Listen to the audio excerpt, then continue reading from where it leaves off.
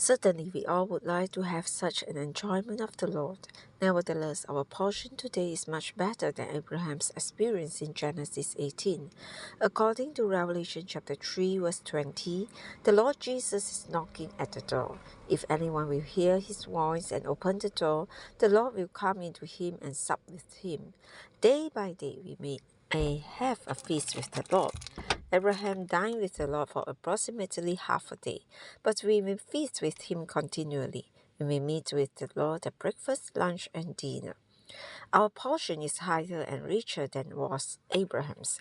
Abraham enjoyed God as the tree of life. What is the tree of life? The tree of life is a supply of life that maintains our living in the presence of God. Abraham enjoyed God in such a way.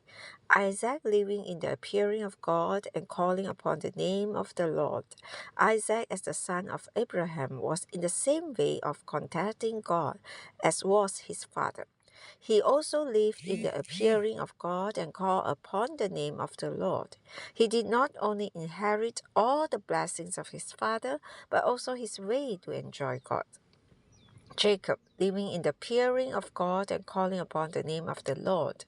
Jacob, as the third generation of the called race, was eventually led by God not to live by his supplanting way, but by the same way of contacting God.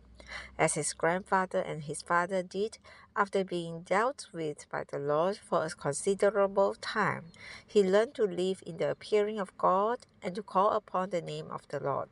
To him, this was not only the inherited way, but also the way to which he was led by God's discipline. Moses, living in the appearing and the presence of God. Moses was a most interesting person. He was born at a time when the Israelites were under the persecution of the Egyptians. God sovereignly placed him in the palace of Pharaoh, and he was brought up as a member of the royal family, as the son of Pharaoh's daughter. Moses learned of the sufferings of his people under the hand of the Egyptians, probably hearing of them from his nursing mother, who was actually his natural mother. Such reports undoubtedly stirred Moses' heart.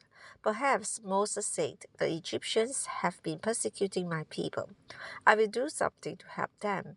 Although Moses had a good heart, that heart was a heart of knowledge, a heart of depth. This is the situation among many Christians today. Many have a good heart.